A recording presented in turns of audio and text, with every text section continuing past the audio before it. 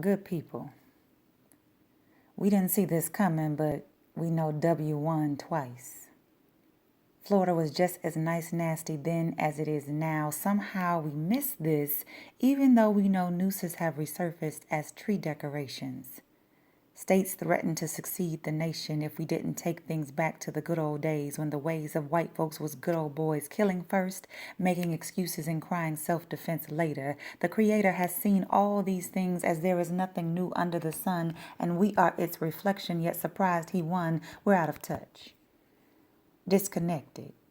Torn apart and separated by bank accounts and neighbors that are strangers. We are still living in a strange land and lost without a winning hand, scared to arm ourselves with knowledge and power. We'd rather depend on the cavalry of politicians in our darkest hours, but they have never been the light.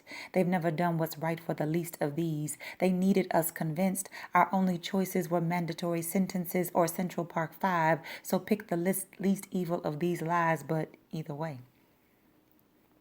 Family checks to see if we're alive every week because it's just that volatile in these streets. Praying for peace but not moving our feet, stuck now wondering how we can say farewell to Queen Michelle, who seems to be the absolute best of who we are, and replace her with a porn star, but we shouldn't be surprised. White virtue has always trumped black girl magic in the eyes of the power beholders. We just need to yet keep holding on while chanting the songs of sweet honey in the rock and hard place we now cry between. We have not yet seen all that is to come, and yet we should know.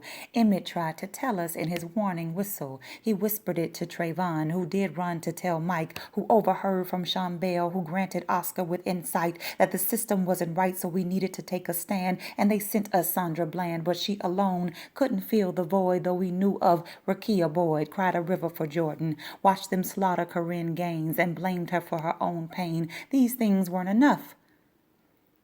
Our hubris got in the way. Blindsided by hope and a belief in change.